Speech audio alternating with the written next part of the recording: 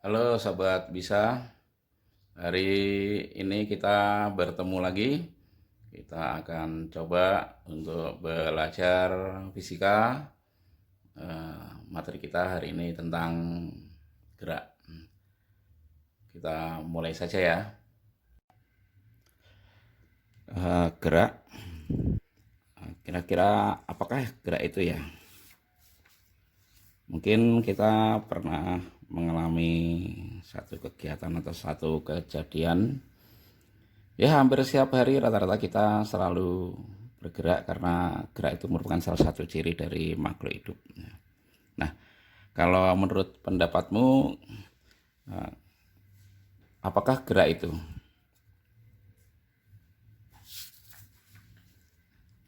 Nah, beberapa buku ini menyatakan bahwa kalau benda itu bergerak, berarti dia akan mengalami perubahan posisi yang terus-menerus. Jadi kalau spidol ini misalkan bergerak, ya, dia akan mengalami perubahan posisi yang terus-menerus gitu. Kalau dia sudah diam, tidak mengalami perubahan posisi. Ya. Itu mengenai gerak. Nah, ada bermacam-macam gerak. Ada gerak lurus, ada gerak melingkar, ada gerak parabola, ada gerak bolak-balik, dan mungkin masih banyak lagi macam-macam gerak yang lainnya. Nah, untuk kali ini kita akan mempelajari mengenai gerak lurus saja. Nah, gerak lurus yaitu gerak yang memiliki lintasan yang lurus. Nah, gerak lurus ini ada dua macam yang kita pelajari, yaitu ada gerak lurus beraturan dan gerak lurus berubah beraturan. Apakah itu gerak lurus beraturan dan apakah gerak lurus berubah beraturan? Nah, kita lihat berikutnya. Nah, gerak lurus beraturan. Nah, gerak lurus beraturan itu adalah gerak yang memiliki kondisi-kondisi seperti berikut. Yaitu yang pertama, mestinya namanya gerak lurus ya lintasannya lurus gitu. Dan kondisi yang kedua adalah memiliki kecepatan tetap. Nah, dalam kondisi seperti ini akan berlaku beberapa persamaan sederhana yang mungkin sudah pernah kita pelajari di SMP dulu, yaitu V sama dengan S per T, atau bisa juga S sama dengan V dikali T, yaitu S itu adalah jarak, V-nya kecepatan, T-nya waktu. Ini mengenai kondisi untuk gerak lurus beraturan. Nah, kalau kita lihat atau kita buatkan grafiknya, itu gerak lurus beraturan itu bisa seperti ini. Ini adalah salah satu grafik untuk grafik jarak terhadap waktu. Ya. Grafiknya ini adalah grafik jarak terhadap waktu. Ini saya gambarkan beberapa garis. Beberapa garis ini menunjukkan beberapa kecepatan untuk benda yang bergerak lurus beraturan. Yang biru ini kalau kita amati, kalau kita lihat dari jarak, ini kurun waktu sampai 3 satuan waktu, ini dia menempuh jarak sekitar 6. Ini satuannya bisa dalam meter atau yang lainnya satuan dari jarak. Umumnya satuan jarak digunakan dalam meter dan satuan waktu ini biasanya digunakan dalam sekon. Nah, untuk grafik jarak terhadap waktu ini, kalau seandainya seperti ini, misalkan yang merah dan biru ini kita bisa amati bahwa ini untuk yang biru ini menunjukkan untuk grafik yang benda yang kecepatannya lebih tinggi daripada yang biru. Nah, sedangkan yang hijau ini adalah grafik yang benda kecepatannya menurun. Jadi benda bukan kecepatannya menurun, tetapi ini untuk yang arahnya ya. Arahnya itu dia mendekati gitu. Kalau yang ini mungkin menjauh dari acuan, yang biru dan yang merah ini mendekati acuan, sedangkan yang hijau ini adalah mendekati acuan. Nah, untuk melihat kecepatannya, ini biasanya kecepatan bisa dilihat dari kemiringan. Ya. Kalau dia semakin miring, ini berarti semakin cepat.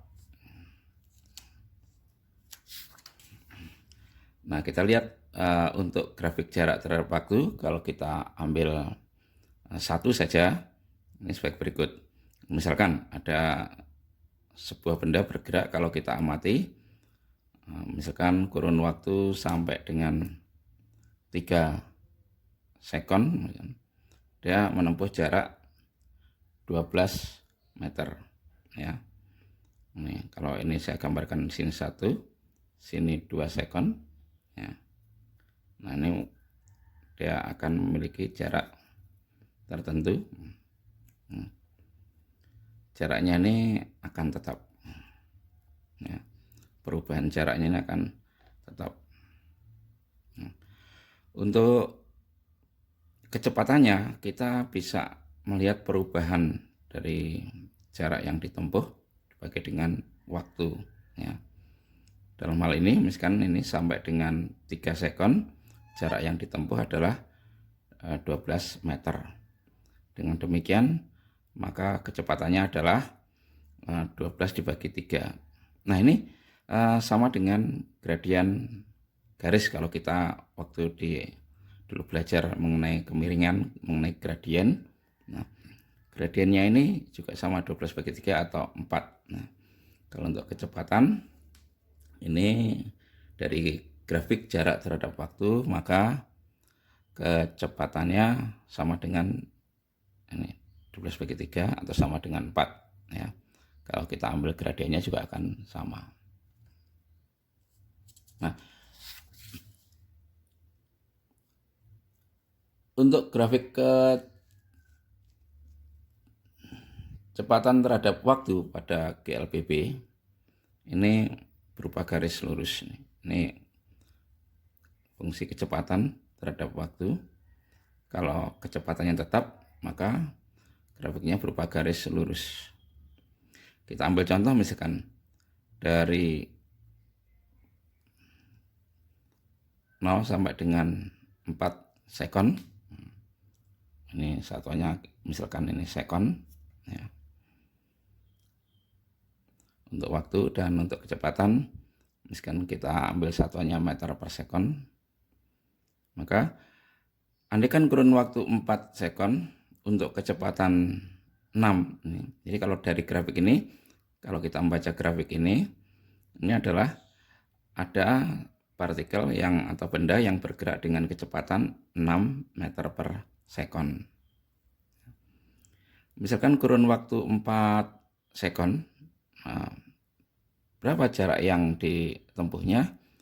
Ini kita bisa lihat kalau dari persamaan untuk GLB S sama dengan V kali T.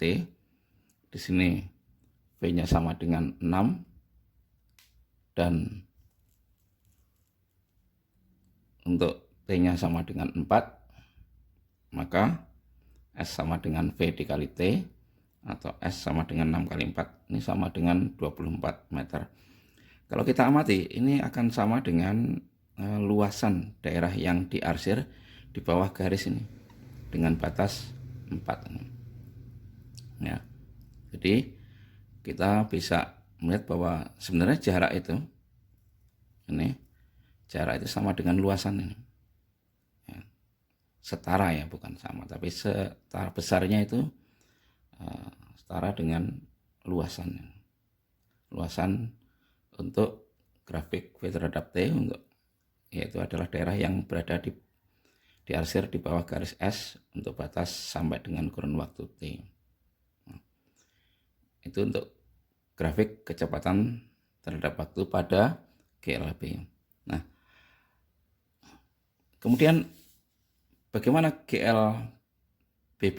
Nah, GLBB sering disingkat dengan GLBB, itu gerak lurus berubah beraturan. Ya. Gerak lurus berubah beraturan. Gerak lurus berubah beraturan ini memiliki ciri-ciri, yaitu pertama tetap lintasan yang lurus. Ya.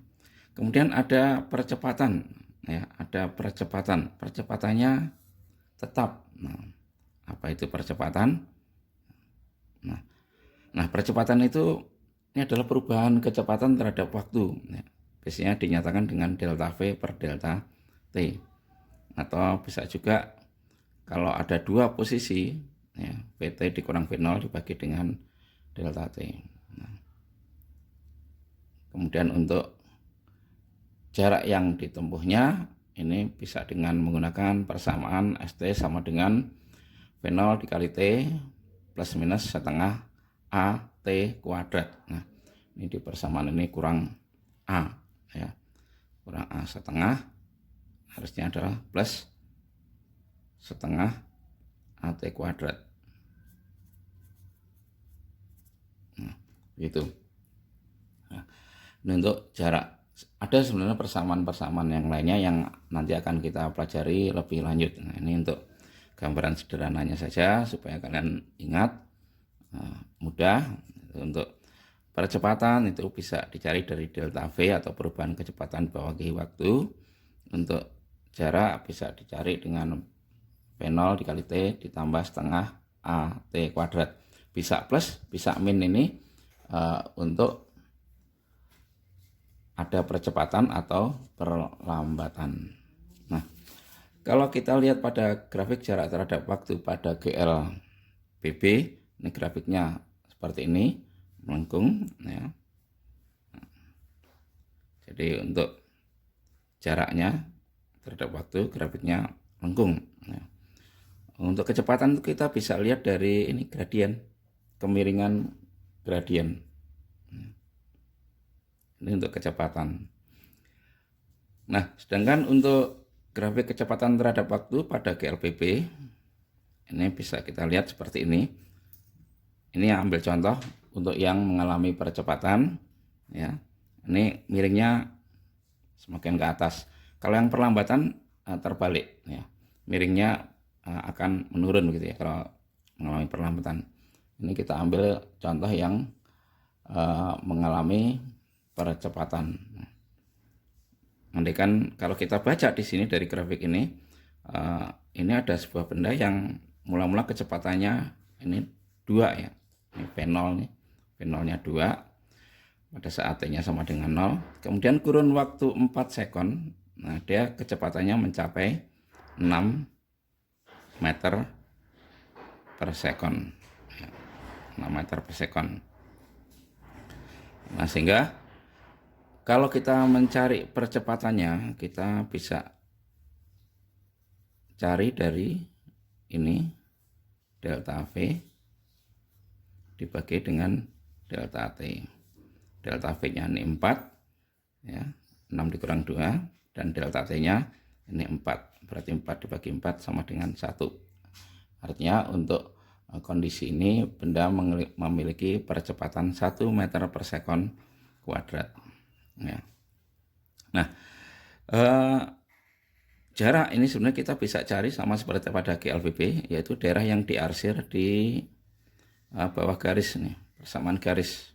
Ini adalah persamaan garis V sama dengan V0 plus A kali T. Ya. Ini Vt sama dengan V0 ditambah A dikali T. Nah, ini garisnya seperti ini.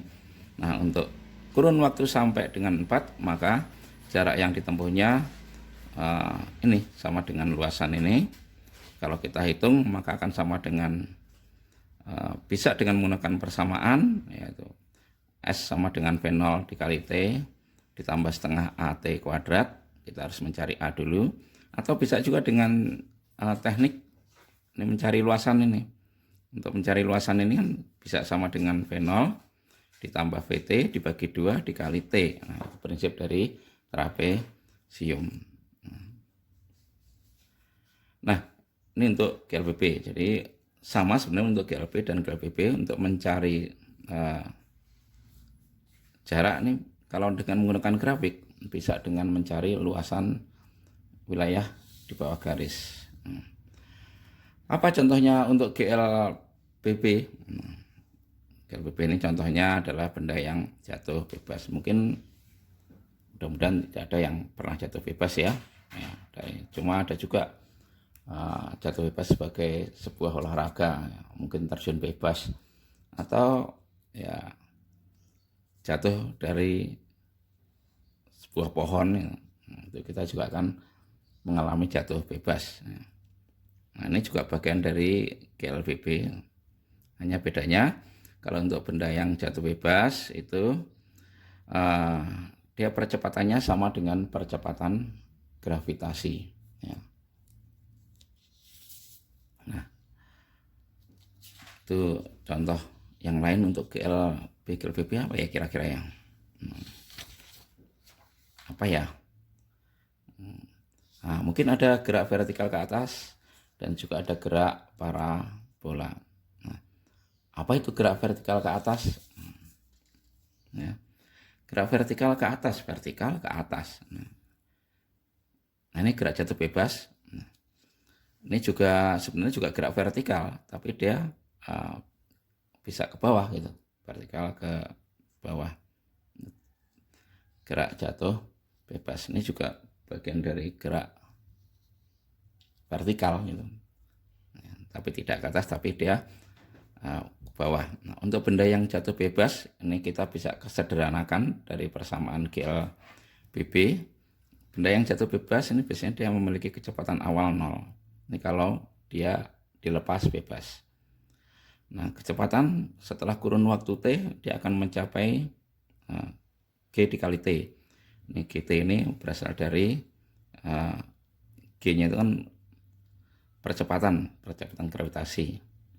Ya, karena persamaan awalnya adalah VT sama dengan V0 plus A dikali T. Untuk A sama dengan G dan V0-nya ini 0, sehingga VT-nya sama dengan G dikali T. Untuk jarak yang ditempuhnya ini dari atas, jarak yang ditempuhnya misalkan dia jatuh sampai kurun waktu T ini, maka dia akan mencapai jarak, kamu bisa juga menyatakan dengan H ya, itu besarnya adalah setengah GT kuadrat. Ini didapat dari ST sama dengan V0 kali T plus setengah AT kuadrat. Ininya 0 ya. Sehingga kalau seandainya ST-nya ini kita jadikan H ya, ST-nya kita jadikan H, maka ini akan menjadi setengah A-nya ini kita jadikan G T kuadrat. Nah, ini untuk gerak jatuh bebas sederhana menjadi hanya untuk setengah GT kuadrat. Ini adalah jarak yang ditempuh untuk benda jatuh bebas ya. Nah, untuk gerak vertikal ke atas sebenarnya sama dengan GLBB ya. Kalau benda dilemparkan ke atas maka dia akan mengalami gerak seperti ini. Dia akan ke atas kemudian sampai titik tertentu maksimum, kemudian dia akan kembali lagi ya. Untuk kecepatannya ya dia akan sama dengan V0 dikurang G dikali T.